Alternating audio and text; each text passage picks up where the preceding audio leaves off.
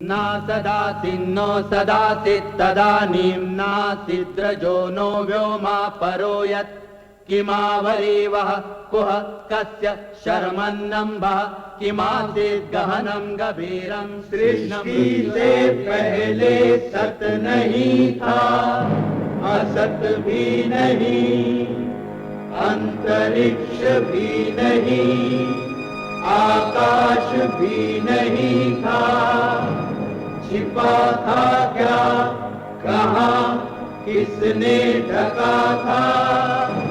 उस पल तो अगम अतल जल भी कहाँ था।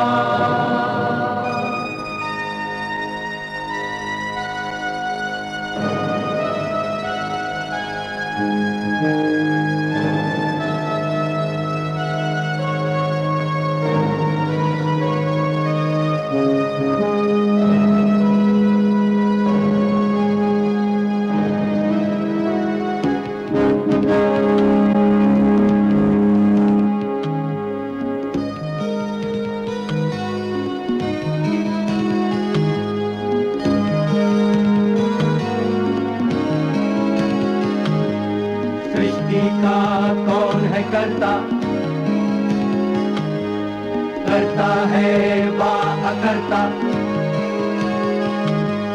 ऊंचे आकाश में रहता, सदा अध्यक्ष बना रहता, वही सचमुच में जानता या नहीं भी जानता है, किसी को नहीं पता, नहीं पता, नहीं है पता, नहीं है पता।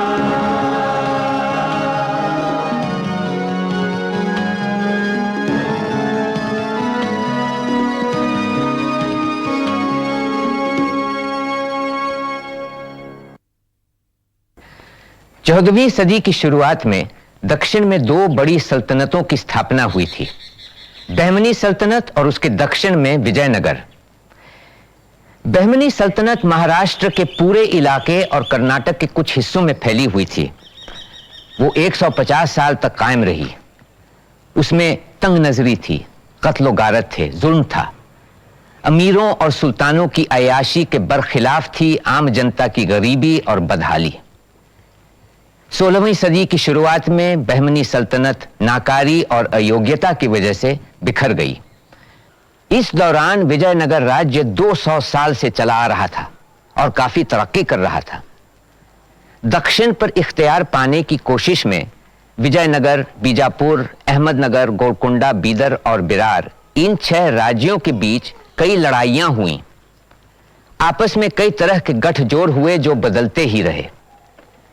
जब भी कोई एक राज्य ज्यादा ताकतवर लगने लगता तो बाकी सब मिलकर उसके खिलाफ खड़े हो जाते। आखिरकार विजयनगर के वैभव और उसकी शक्ति ने औरों को उसके खिलाफ उकसाया। कृष्णदेवराया के बाद उसके सौतेले भाई अच्युत देवराया ने राज किया और उसके बाद अच्युत देवराया का भतीजा सदाशिव सिंहासन पर बैठा। मगर सदाशिव कहने भर के लिए राजा था। राज्य की बागडोर कृष्णदेवराया के दामाद और शासनपाल रामराया अपने मजबूत हाथों में संभाले हुए थे। अपनी राजनीतिक सूझबूझ और फौजी ताकत के बल पर रामराया दक्षिण के बाकी राज्यों की किस्मत बनाने बिगाड़ने पर तुला हुआ था। गोलकुंडा का सिंहासन आखिरकार तुम्हें मिल ही गया बेटे। वालिद की मौत के बाद अगर आपने मुझे सहारा ना दिया होता तो मैं कहीं का भी ना रहता। मेरे भाई जमशेद गद्दी छीन लेते और मुझे तो वो जान से ही मरवा डालते। पर पता नहीं तुम इतने कम सिपाहियों का दस्ता लेकर क्यों जाना चाहते हो। मैं तुम्हें सिपाही दे सकता हूं बेटे, क्या मैंने कभी इनकार किया है? नहीं राया, अगर आपके सिपाहियों को लेकर चलूं तो लोग समझेंगे कि आपके बलबूते पर गद्दी पर बैठा हूं। ऐसी कोई बात नहीं बेटे, पर मैं नहीं चाहता कि तुम बिना कारण अपनी जान खतरे में डालो। क्या मैं पराया हूं? क्या तुम पर मेरा कोई हक नहीं? 13 साल की उम्र में मुझ बेसहारे को आपने सहारा दिया, बस तब से आप ही मेरे बुजुर्ग हैं। तुम्हारे पिता ने मुझ पर जो उपकार किए उसका कर्ज चुकाया है मैंने, और कुछ नहीं। आपने मुझे अपनी शफकत और मोहब्बत से नवाजा, मुझे जीने का तरीका सिखाया। तो बेटे, जब मैं कह रहा हूं अपने साथ सैनिक क्यों नहीं ले जाते? गोलकुंडा के अमीर इसका गलत मतलब निकालेंगे राया।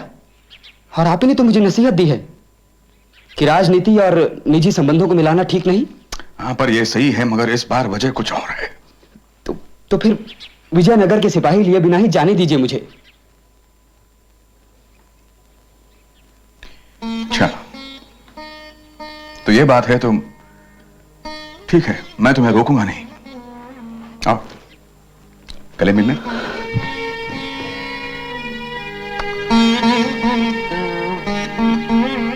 तुम चले जाओगे, तुम्हारी कमी हमें सताएगी।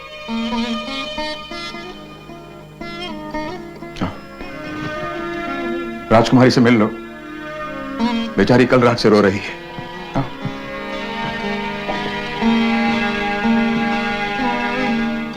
अम्मा, मुझे आशीर्वाद दें, मैं गोलकुंडा जा रहा हूं।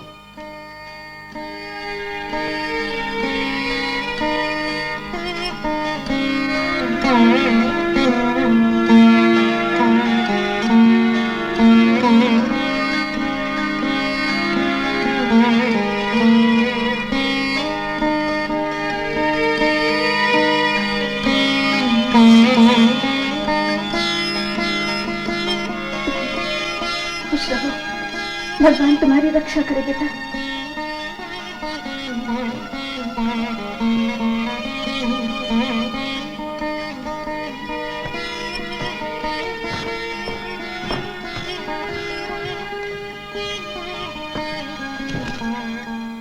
नमस्कारम।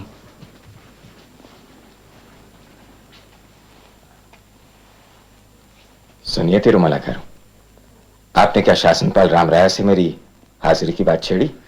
इफंदी असलम बेग, मैं कई बार आपसे कह चुका हूं, धीरे से काम लीजिए। राया अभी बहुत व्यस्त हैं।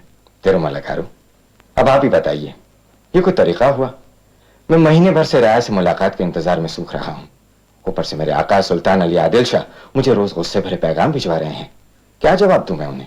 कोई परवाह नहीं, विश्वास कीजिए, राया का फैसला आपके हक में होगा। विजयनगर और आदिल शाही सुल्तानों की दोस्ती बरकरार रहेगी। तो फिर फैसले में इतनी देर क्यों? हमें किसी नए मुद्दे पर बात भी नहीं करनी है, बस मरहूम सुल्तान इब्राहिम आदिल शाह के वक्त में तैयार किए गए समझौते को ही फिर से जारी करना है। आप शासनपाल के भाई भी हैं और मंत्री भी। आप जैसी सुनवाई इस दरबार में किसी की नहीं। कुछ करिए ना। मेरी इतनी पहुंच कहां, देखो कुछ करता हूं। अरे कुछ नहीं तो मुलाकात में हो रही देर की वजह तो दरियाफ्त कर सकते हैं। कोई वाजिब वजह होगी, आप परेशान क्यों होते हैं?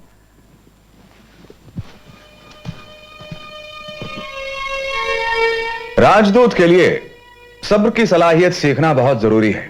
अब देखो, हम बेग को सब्र सीखने का बहुत अच्छा मौका दे रहे हैं। बेग से ज्यादा बेसब्री उसके आका आदिल शाह को है। तो फिर आदिल शाह को कुछ और दिन इंतजार करना होगा। उसका क्या फायदा?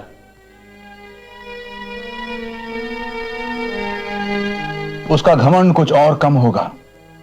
हमारे साथ समझौते की अहमियत का एहसास बढ़ेगा। उसे हमारी जरूरत है, हमें उसकी नहीं। कौन जाने वो कितने दिन गद्दी पर बैठा रहे। उसका भाई अब्दुल्ला उसके लिए खतरा बना हुआ है। अगर अब्दुल्ला का पलड़ा भारी हो गया तो? अब्दुल्ला ने तो गोवा में पुर्तगालियों की शरण ले रखी है। तो फिर हम अली का साथ देकर पुर्तगालियों को यह जताएंगे कि दक्खन के मामले में हमें पूछे बिना वो कभी दखल अंदाजी नहीं कर सकते। अली आदिल शाह को इस समय अपने भाई से इतना खतरा नहीं जितना अहमदनगर के हुसैन निजाम शाह से। तभी तो वो हमसे संधि करने को इतना बेचैन है। हमारी सहायता ना मिले तो वो बर्बाद हो जाएगा। जब उसे इस सच्चाई का पूरी तरह एहसास हो जाए तब हम उसके साथ समझौता करेंगे।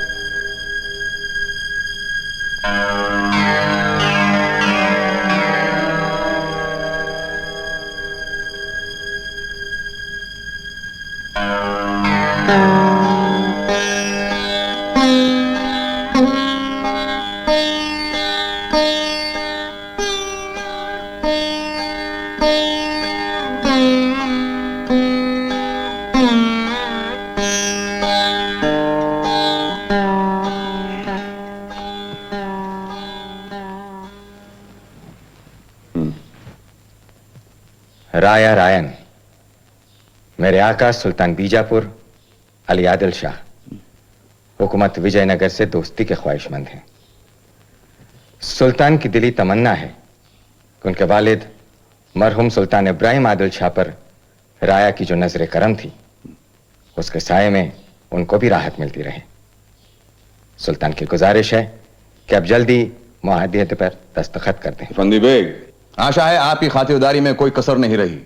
राया आपकी मेहमान नवाजी तो मशहूर है। सुल्तान ने मजीद अर्ज किया है कि क्या आप पहली बार विजयनगर आए हैं? एक बार पहले भी आने का शर्फ हासिल हुआ है राया, पर बहुत कम अरसे के लिए। तो इस बार शहर को ठीक से देखने की काफी फुर्सत मिली होगी आपको। कैसा रहा हमारा ये विजयनगर? शहर तो बहुत वसी और खूबसूरत है राया। राया, जिन नटों को आपने बुला भेजा था वो आ गए। बुलाओ बुलाओ उन्हें अंदर बुलाओ। फंदी बेग, आप इन नटों का खेल जरूर देखें, बड़े अनोखे करतब दिखाते हैं। राया, नटों के करतब देखना इतना जरूरी नहीं जितना कि समझौते पर फैसला करना। अब समझौते में और देरी।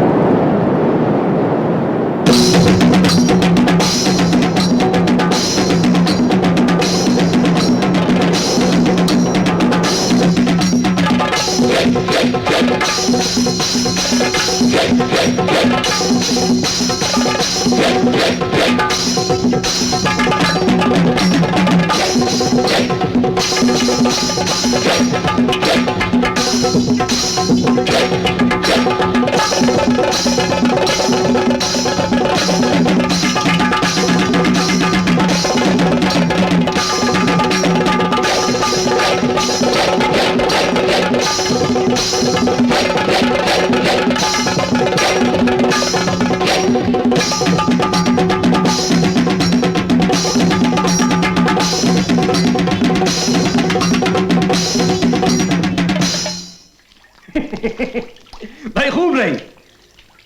बीजापुर के सुल्तान के सफीर पर गवार नटों को तरजीह दी गई। आप क्या इतने हफ्ते वहां झक मार रहे थे?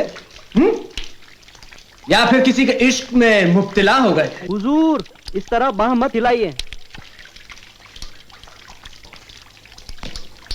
सुल्तान, राम राय ने ऐसा सलूक करके मेरी नहीं आपकी बेइज्जती की है।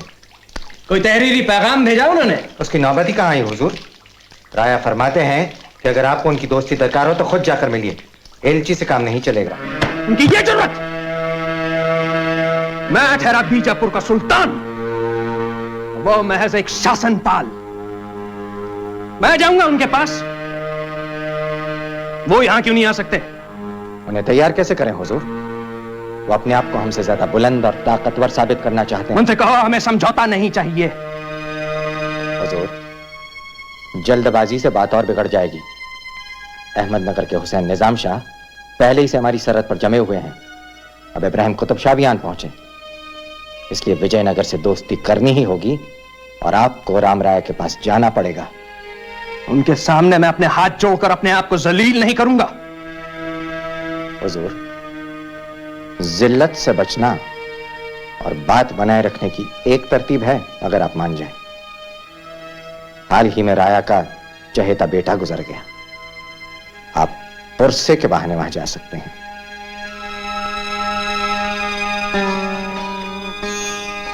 सुनकर बेहद अफसोस हुआ। किसी अजीज का अचानक गुजर जाने से खलासी रह जाती है और उस खालीपन को दूर करना बहुत दर्दनाक है। जब मेरे वालिद का इंतकाल हुआ तो मुझे लगा कि अब जीना ही बेमतलब है।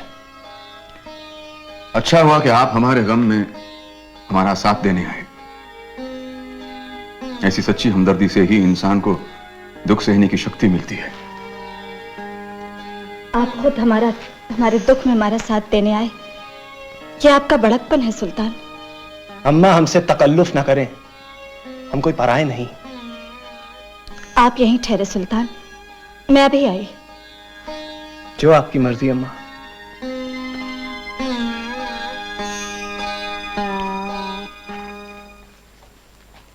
क्या आप अपनी इस यात्रा से संतुष्ट हैं सुल्तान?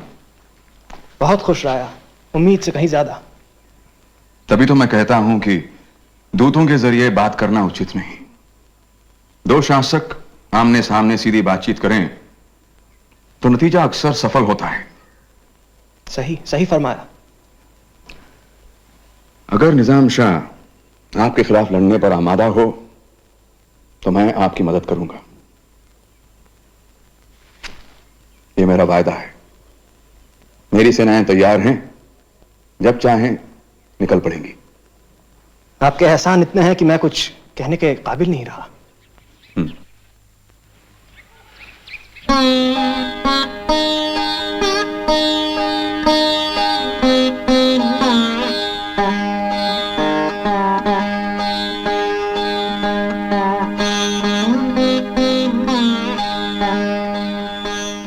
एक पुत्र खोकर मानो मैंने दूसरा पा लिया हो। अम्मा, मुझे शर्मिंदा ना करें भला। मैं इस काबिल कहां। मैं आपकी बेटे की जगह कैसे ले सकता हूं? क्यों रहा, कुछ गलत तो नहीं कहा?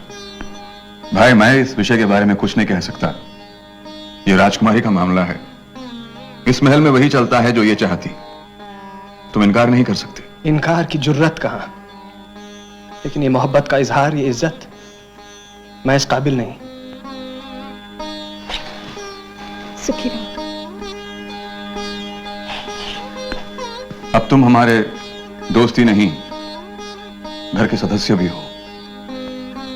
आओ बेटे। आखिर ये आदमी है क्या? पहले मंसूबा बना के मुझे जलील किया, फिर बेहुदा और रूखे पैगाम भिजवाए, फिर जब मैं उनके दरबार में ख्वार और नाशाद होकर पहुंचा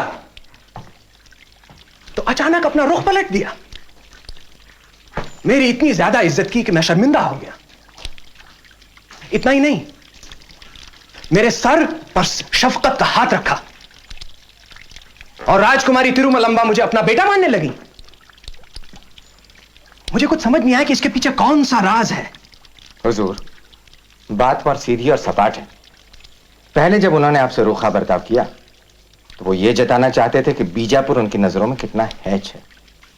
फिर जब आप बिन बुलाए उनकी खिदमत पे पहुंच गए तो उन्हें अपनी फराखदिली दिखाने में कोई उजर नहीं रहा और झट समझौते पर भी तैयार हो गए। और समझौता भी कैसा? अगर वो चाहते तो हमारे सामने कड़ी शर्तें रख सकते जो हमें कड़वी घूंट की तरह पीनी पड़ती, लेकिन ऐसा नहीं हुआ। शर्तें भी वाजिब हैं। हुजूर, गलतफहमी में मत रहिए। राया बिना अपना फायदा देखे किसी को कुछ देते नहीं है। जब रायचूर और दोआब उनके कब्जे में हैं, तो बीजापुर से उन्हें क्या दरकार? आपको मुतमईन करके अगर वो पूरे दक्कन पर अपनी साख जमा लें तो उन्हें और क्या चाहिए? उनकी ये मंशा हमारे लिए बहुत खतरनाक साबित होगी। ये बात दूर की है, आज की सोचो। आज वो हमारे हक में निजाम शाह पर रोक लगाएंगे। अगर वो वायदा खिलाफी ना करें तो? अभी तक उनकी फौज की कोई खबर नहीं मिली। इफंदी, आप जरूरत से ज्यादा शक करते हैं। क्या करूं हुजूर, पेशा ही कुछ ऐसा है। हुजूर आदाब, ये रहा शाही फरमान।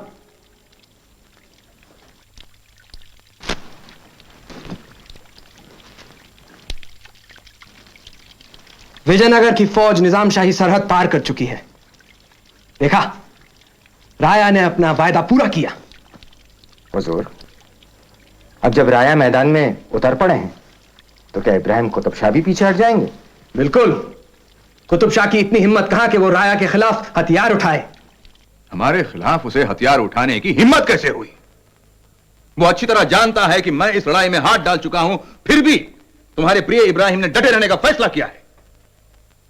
उसकी दुश्मनी आपसे नहीं, अली आदिल शाह से है। तुम उसकी तरफदारी मत करो। मैं उसे अच्छी तरह जानता हूं। वो जानबूझकर पीछे नहीं हट रहा। विश्वास नहीं होता। हां, मगर सच्चाई यही है। शायद उसे ये लगता हो कि आपका अली आदिल शाह की तरफदारी करना सिर्फ एक औपचारिकता है। ऐसा तो कोई मूर्ख ही सोचता है, और इब्राहिम कोई मूर्ख नहीं, वो जानबूझकर हमारा विरोध कर रहा है। आपका विरोध करके उसे मिलेगा क्या? वो शांति कायम करने में एक बड़ी भूमिका निभाना चाहता है। तब तो ये एक समझदारी की चाल हुई। ना, आप तो यही कहती। आप ही तो कहते थे कि वो आपका होनहार चेला है, आपको तो गर्व होना चाहिए। हाँ हाँ हाँ, इतना होनहार चेला कि वो मेरे सारे उपकारों को भूल गया, अपने थोड़े से लाभ के लिए मेरी ही छाती पर चढ़ गया।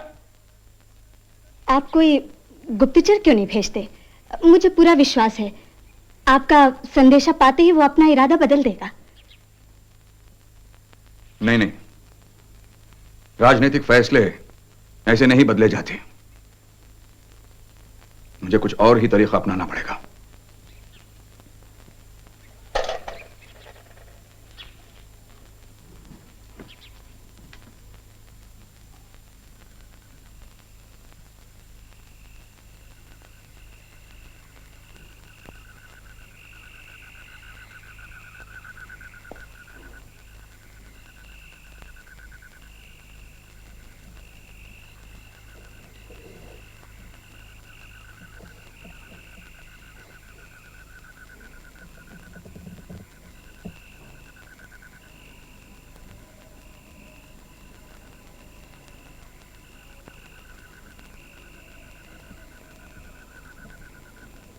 कौन है? अंदर किसने आने दिया?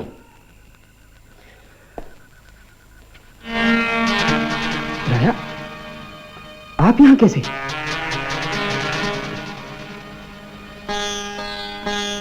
कैसे हो बेटे? बहुत साल बाद मैं तुम्हें देख रहा हूं। सेहत तुम्हारी पहले से काफी अच्छी है। सुना इस बीच तुम काफी तरक्की कर चुके हो। एक सुल्तान के लिए ऐसा ही होना चाहिए। आप मुझे बुलवा लेते, कम से कम अपने आने की इत्तला तो कर देते, ताकि मैं शान से आपका इस्तकबाल तो कर सकता। नहीं नहीं भाई, ऐसी कोई बात नहीं है। तुम्हें देखने की इच्छा थी तो चला आया। रानी तिरुमलंबा भी तुम्हें याद कर रही थी। क्या बात है, तुम मुझे देखकर खुश नहीं नजर आते। राया, ये बात नहीं, मैं तो हैरान हूं। मेरा मतलब है कि इस तरह अचानक कोई किसी से मिलने नहीं चला था। अच्छा, तो फिर क्या दूध भेजता?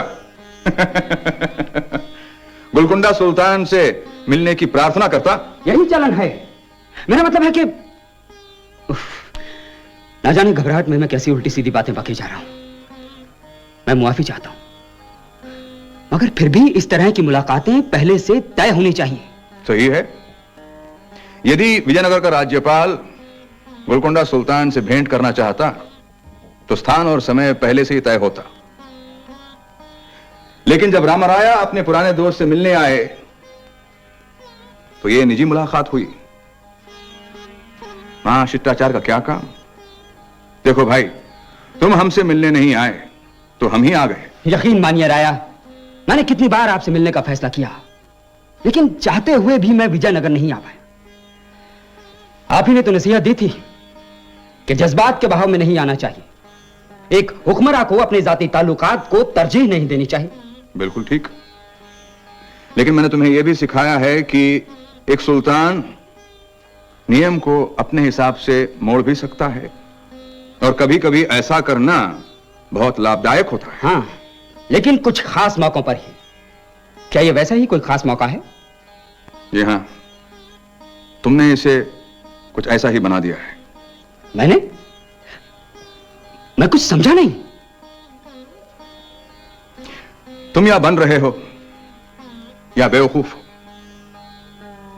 या दोनों बातें सच हैं। लेकिन हमारी सेनाएं आमने सामने खड़ी हैं, किसी भी पल जंग छिड़ सकती है। हम दोनों रणभूमि में दुश्मनों की तरह मिलेंगे। तुम ये सब सोचे बगैर मैदान में कूद पड़े, क्या शहीद बनने? पर यह लड़ाई हमारे बीच नहीं रहा। कि हमारे बीच होती तो क्या मैं बात को आगे बढ़ने देता? तुमने जो मांगा मैं बिना लड़े मैं तुम्हें सौंप देता। तो फिर इस लड़ाई को भी खत्म कर दीजिए। निजाम शाह को मैं समझा दूंगा और आदिल शाह वही करेंगे जो आप कहेंगे। दोनों के बीच नई शर्तें और मुद्दे तय कर सकते हैं। शर्तें और मुद्दे? क्या ये नटों का खेल है? हुसैन निजाम शाह ने अली को कमजोर समझकर उसकी जमीन हड़पने की योजना बनाई और तुम भी उसके जाल में फंस गए हो। क्या आदिल शाह के साथ मेरे समझौते को तुम भूल गए? क्या मैं चुप बैठा रहता? फिर क्या करें, आप ही बताइए। फैसला तो तुम्हें करना है। क्या तुम मेरे खिलाफ अपनी तलवार उठाना चाहते हो? राजकुमारी यह सुनकर कभी विश्वास नहीं करेंगी कि तुम मेरे विरुद्ध खड़े होना चाहते हो। नहीं राया, मैं आपसे जंग नहीं करना चाहता। फिर यह सब क्यों? निजाम शाह ने तुम पर ऐसा कौन सा जादू कर रखा है कि तुम अपने प्रियजनों को भी भूल गए हो? एहसान फरामोशी की भी हद होती है। मैं एहसान फरामोश नहीं हूं। आप क्या चाहते हैं? जो कहे मैं करने को तैयार हूं। गोलकुंडा वापस चले जाओ। मगर मैं निजाम शाह से वादा कर चुका हूं। इस वादे का कुछ मतलब नहीं। क्या निजाम शाह तुम्हारी सेना का खर्च उठा रहा है या कोई इलाका भेंट करने वाला है? कुछ निजी फायदा नहीं, फिर भी तुम मुझसे लड़ना चाहते हो, क्यों? मैं भी आपकी देखा देखी सियासतदान बनने चला था राया। मैंने सुना कि तुम एक विशेष योजना बनाकर मेरे खिलाफ लड़ने वाले हो, पर अब लगता है यह योजना तुम्हारी नहीं, निजाम शाह की थी और तुम उसके खेल के सिर्फ एक मोहरे हो। अब मैं निजाम शाह से क्या कहूं? कुछ नहीं कहोगे। एक सुल्तान को अपनी राय बदलने का हक होता है। हां, और आइंदा सोच समझकर कदम उठाना बरखुरदार। तुम्हें रोकने के लिए मैं सदा नहीं रहूंगा।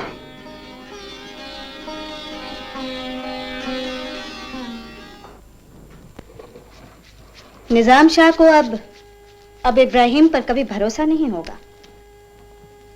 अहमदनगर की चढ़ाई पर इब्राहिम हमारे साथ होगा तो निजाम शाह को हमारे आगे शांति की भीख मांगनी पड़ेगी। निजाम शाह से दुश्मनी मोल लेकर हमें क्या लाभ? अपने आप में कोई लाभ नहीं राजकुमारी, पर हम यह सिद्ध कर पाएंगे कि दक्खन में हमारे हुक्म के बिना कुछ भी मुमकिन नहीं है, चाहे वो युद्ध हो या शांति या समझौता। दक्कन में सभी राज्यों की सीमाएं बंधी हैं, फिर भी जाने लड़ाइयां क्यों होती हैं? ये भले आपस में लड़ते रहें, पर इन सबको हमारे आगे झुकना होगा। कृष्णदेवराय के जमाने से दक्खन में सबसे शक्तिशाली राज्य है विजयनगर, और यह बात हम बाकी राज्यों को कभी भूलने नहीं देंगे। नान नगारों ने सल्तनत को इस तरह कभी बिगड़ने नहीं दिया था। ससुर जी की दो नीतियां ऐसी थी जो हमें कभी नहीं भाई। एक तो ये ब्राह्मणों को अधिक महत्व देना, और आपने तो चुन चुन कर सारे ब्राह्मण अधिकारी निकाल दिए। दूसरी क्या नीति थी? इन सुल्तानों को इतनी आजादी देना। एक तो ये छोटी छोटी बात पर लड़ते झगड़ते रहते हैं, और फिर इनका कोई आदर्श नहीं। ये ज्यादातर इनका समय नाचने गाने और अय्याशी में गुजरता है। इनको चाहिए एक सरपरस्त जो इन पर कड़ी निगाह रखे। आपको मालूम होना चाहिए कि सुल्तान भी इंसान है, कठपुतली नहीं। विजयनगर के शासनपाल, कन्नड़ा देश के रक्षक राम राया अलिया अरविड़ू को हुसैन निजाम शाह सुल्तान अहमदनगर तस्लीम करता है। मैं खुश हूं कि आप खुद मुझसे मिलने आए सुल्तान। तबीयत कैसी है? सुना था बीमार हैं। इनायत है आपकी, मैं बिल्कुल ठीक हूँ। राया, हमारी रियाया को बड़ा नुकसान उठाना पड़ा।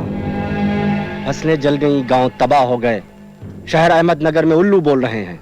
इन हालात के लिए मैं जवाबदार नहीं हूं सुल्तान, आप हैं। हमारा झगड़ा विजयनगर से नहीं बीजापुर से था, फिर भी आपकी फौजों ने हमारी सल्तनत में तबाही मचा दी। किस बिना पर? बीजापुर के अली आदिल शाह मेरे अजीज हैं। हमारा समझौता है कि हर खतरे में मैं उनकी सहायता करूंगा।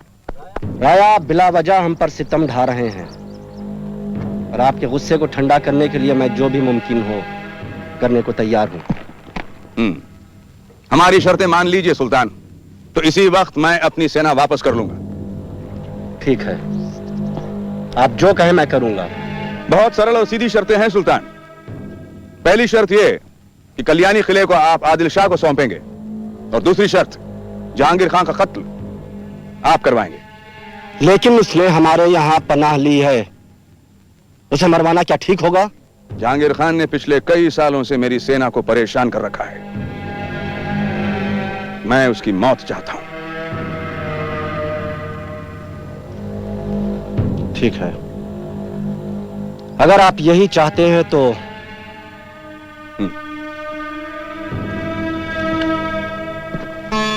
इतना ही नहीं, राम राया ने अपने चेले इब्राहिम कुतुब शाह को भी सबक सिखाने का फैसला किया, क्योंकि इब्राहिम ने उनके खिलाफ तलवार उठाने की जुर्रत की थी। इब्राहिम कुतुब शाह को जुर्माने में 3 किले देने पड़े। राम राया को अपनी ताकत पर इतना विश्वास था कि उसने अली आदिल शाह से भी अपनी दोस्ती की कीमत वसूलने की कोशिश की। राया, बागलकोट, यादगीर और मुडगल के किले हमेशा से बीजापुर के रहे हैं, उन्हें आप कैसे ले सकते हैं? बकवास! ये किले कुछ समझौतों के तहत हमें सौंप दिए गए थे। वो समझौते हमारे मर्जी के खिलाफ हम पर लादे गए थे। सुल्तान का पैगाम फिर से दोहराता हूं, बागलकोट, तुम इसी वक्त यहां से दफा हो जाओ। मैं अली के साथ खुद बात करूंगा। निकालो इसे यहां से।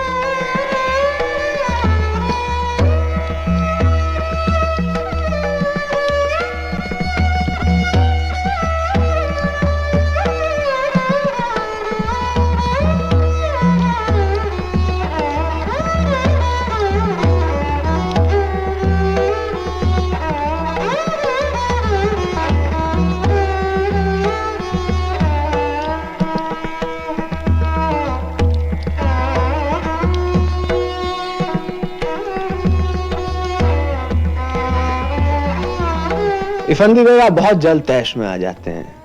जरा आराम से बैठ के मौसीकी का मजा लें। राग दरबारी से शासन का तनाव दूर हो जाता है। हुजूर, मैं भर पाया हूं। राम राया हद से बाहर जा चुका है। दूसरी मर्तबा ऐसी बेजा हरकत उसने मुझसे की है। ठीक है, अब आप तफसील से सुनाइए कि आप इतने खफा क्यों हैं? मैं कुछ अर्ज कर रहा था कि भरे दरबार से उसने मुझे निकाल दिया। सारे वजीर उमरा मुझ पर हंसने लगे। जैसे तैसे करके मैं वहां से निकला तो घोड़े पर सवार होने से मुझे रोका गया। शहर दरवाजे तक पैदल चलना पड़ा हुजूर।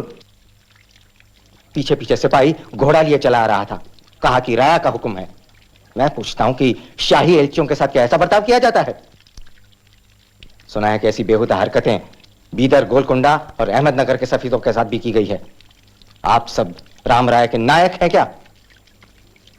गुरूर ने उन्हें अंधा कर दिया, अब उनका जवाल दूर नहीं। अगर वो अपनी गलती का खुद एहसास करके संभल ना पाए तो मुंह की खाएंगे। उन्हें तभी होश आएगा हुजूर जब हम उन्हें अच्छा सबक सिखाएं। वो कब तक अपनी मनमानी करते रहेंगे आखिर? तो तुम्हारी राय है कि बीजापुर तन तनहा विजयनगर के खिलाफ महाज खड़ा करे। मैं क्यों बर्बाद हो जाऊं बिना वजह, ताकि कुतुब शाह, निजाम शाह और बरीद शाह गीदड़ों की तरह हमारी रही सही सल्तनत को बांट खाएं। अकेले राय का मुकाबला ना सही, मगर उन सल्तनतों से एकजुट होकर तो कर ही सकते हैं।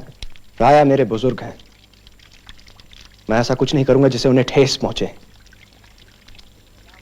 उनके खिलाफ अहमदनगर, गोलकुंडा और बीदर जैसे गीदड़ों के साथ मैं नहीं खड़ा हो सकता। तो फिर जिल्लत सहते रहिए उम्र भर। आप बेकार में परेशान हुए जा रहे हैं। वक्त आने पर सब ठीक हो जाएगा। अरे खाक ठीक हो जाएगा हुजूर। आपको बेइज्जती का एहसास ना सही, मुझे तो है। मैं फिर कभी राय के पास आपकी तरफ से नहीं जाऊंगा। आप और जो कुछ मुझसे करवा लें। आपने हमेशा हमारी वफादारी से खिदमत की है, अब वही करिए जो आपका दिल कहे।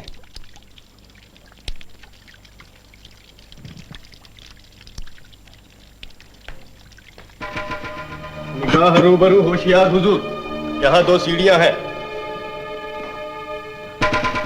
ये बखेड़ा लेकर तुम मेरे पास क्या आए हो भाई? ताज्जुब है तुमने इसका जिक्र अपने मालिक से नहीं छेड़ा।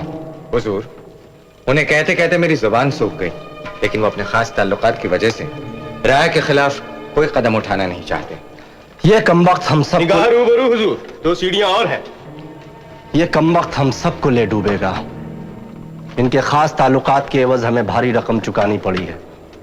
लेकिन हुजूर, सुल्तान अली आदिल शाह अपने कौल के पक्के हैं। हाँ, अपने हमदीन बरादरान के साथ तो उनका सलूक अबतर है, पर उस काफिर से बड़ी वफादारी जताते हैं। पर उससे वफादारी क्या जो तुम्हें जलील करने पर तुला हो। लेकिन हुजूर, बिना बीजापुर के राया के खिलाफ कोई महाज नहीं बन सकता। सही है, पहले गोलकुंडा और बीदर को अपनी तरफ करते हैं। मैं तुम्हें उनके नाम एक खत देता हूं जी। अगर वो तैयार हो जाएं तो हमारा मुश्तरका पैगाम लेकर अपने आका के पास जाओ। हुजूर, हम भी देखते हैं कि कब तक अलग रहेंगे। आइए हुजूर।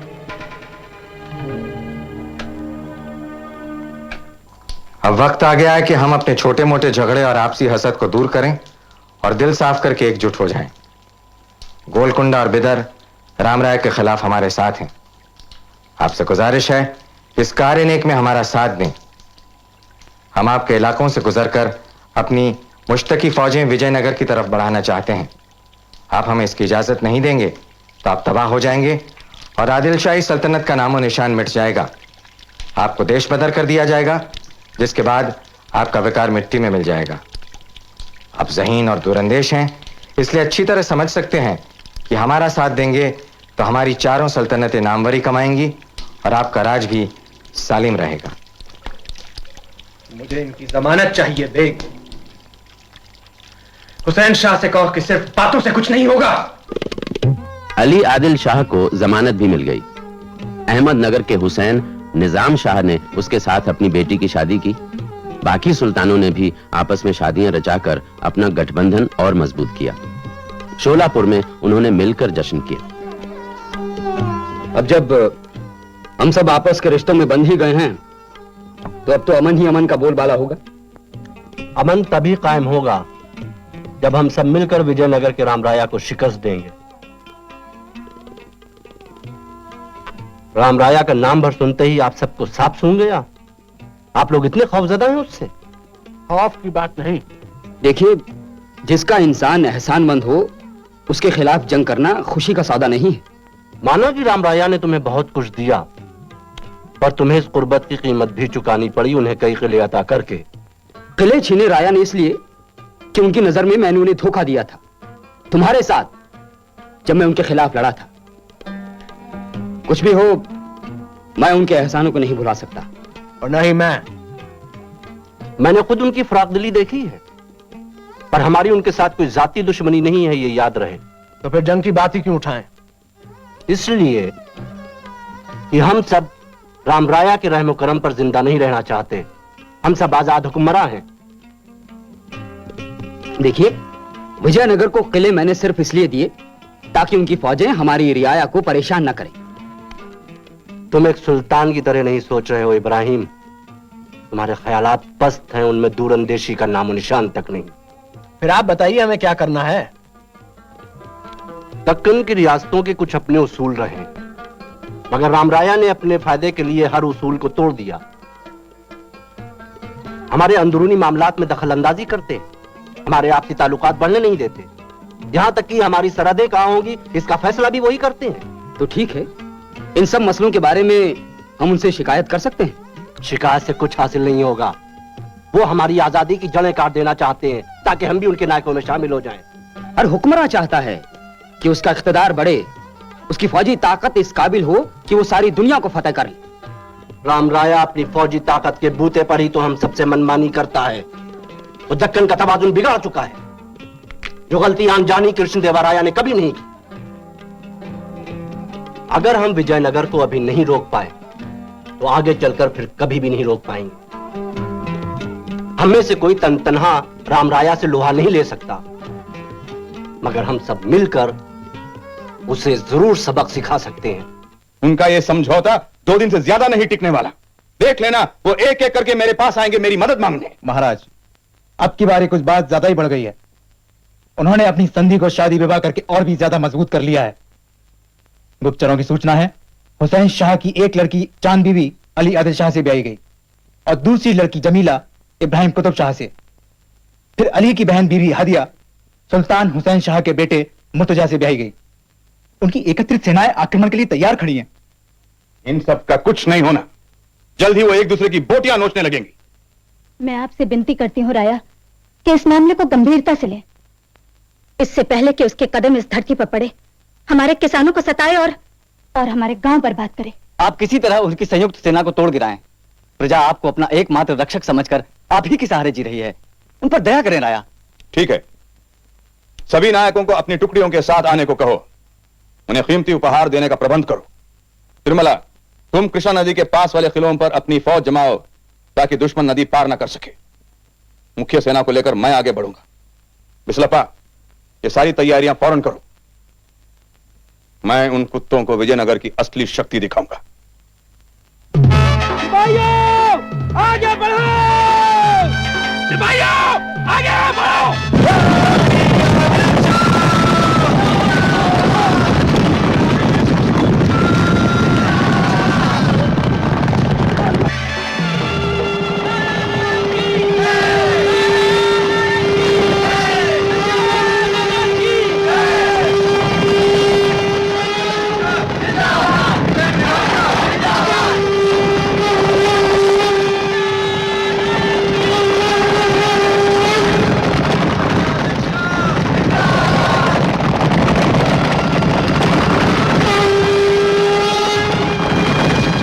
सुल्तानों की संयुक्त सेना और विजयनगर की विशाल सेना उस लड़ाई के लिए कूच करने लगी जिसे आमतौर से तालीकोटा की लड़ाई कहा जाता है।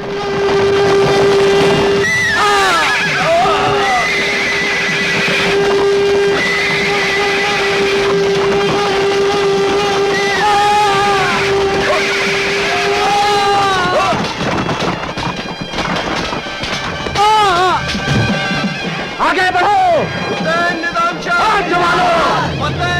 हमारी है! आगे बढ़ो! बढ़ो मेरे बहादुरों! आगे बढ़ो!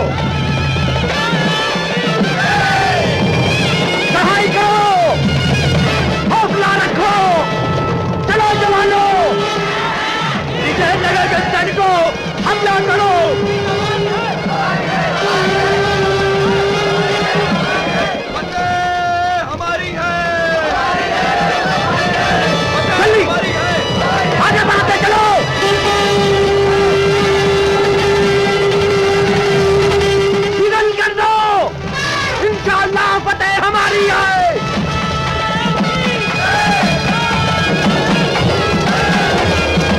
सिपाहियों घेरा डालो! जल्दी जल्दी करो! सिपाहियों हमला करो! जान की बाजी लगा दो! हमला करो!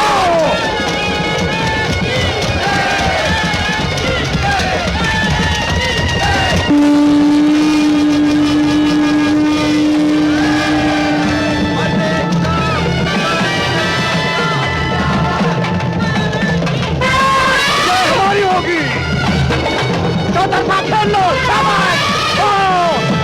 अब राया की फौज को कुचल दो! दो पे चलाओ!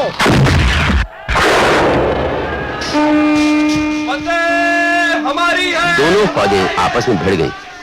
तोपों के धमाकों से इतना धुआं उठ रहा था कि हाथ को हाथ नहीं सूझता। शुरू में लड़ाई एक किस्म की आंख मिचौली सी थी। फिर राम राया को एहसास हुआ कि जीत एक खेल नहीं है।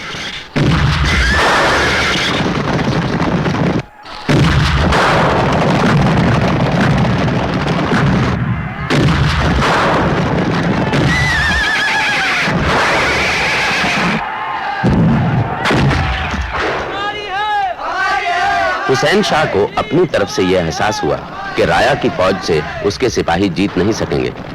फिर उसने अपनी जान की बाजी लगाई। हमारा खेमा यही लगाओ बीच राह में। हुजूर, ये आप क्या कह रहे हैं? रात अनाथ का हुक्म तो तभी दिया जाता है जब कोई अपनी जान की बाजी लगाए। अब हम मरेंगे या फतह याब होंगे, मगर यहाँ से पीछे नहीं हटेंगे।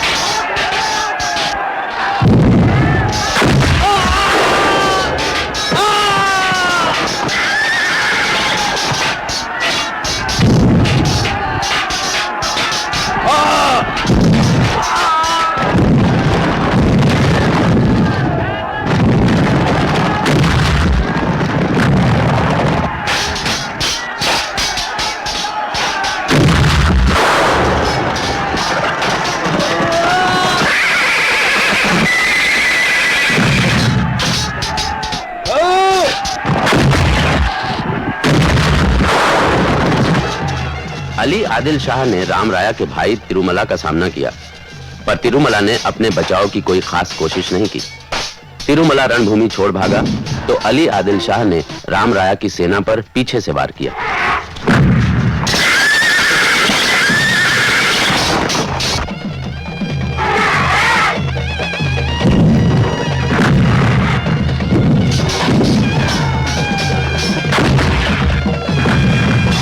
राम राया चारों ओर से घिर गया। पीछे की तरफ था अली आदिल शाह और सामने थे हुसैन निजाम शाह और इब्राहिम कुतुब शाह। हुसैन शाह के आला तोपची रूबी खान ने राम राया के अंगरक्षकों के घेरे को आखिर तोड़ ही दिया।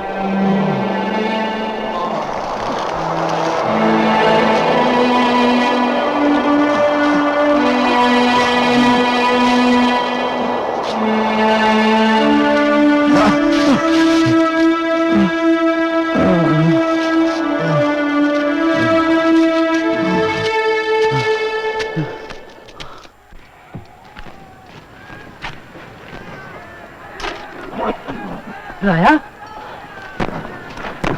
जाओ तुम लोग, जाओ। क्या आपको चोट लगी है राया? बोलिए।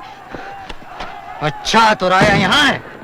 हुजूर, आप बातों में मत पड़िए, फौरन इनका कत्ल कीजिए, वरना मेरे आका सुल्तान अली आदिल शाह इन्हें किसी महफूज जगह ले उड़ेंगे। आप अपना बदला लीजिए। हुसैन शाह को बुला के लाता हूँ। राया, कैसे हो इब्राहिम? अच्छे सुल्तान बन गए हो।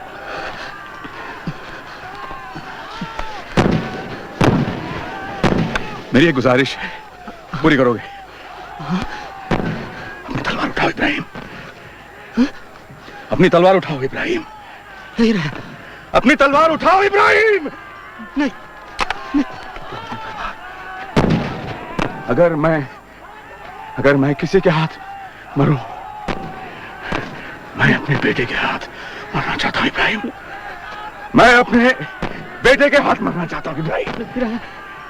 मेरी आखिरी विनती है इब्राहिम, लोगों के आने से पहले इब्राहिम।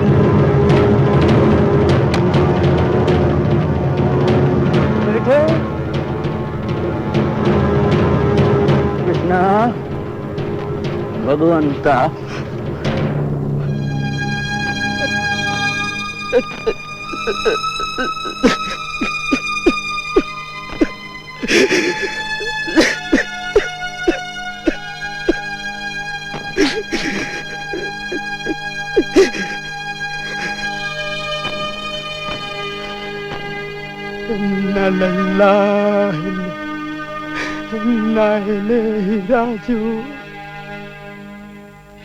राम राया के सिर को नेजे पर लटकाकर उसकी सेना में फिराया गया।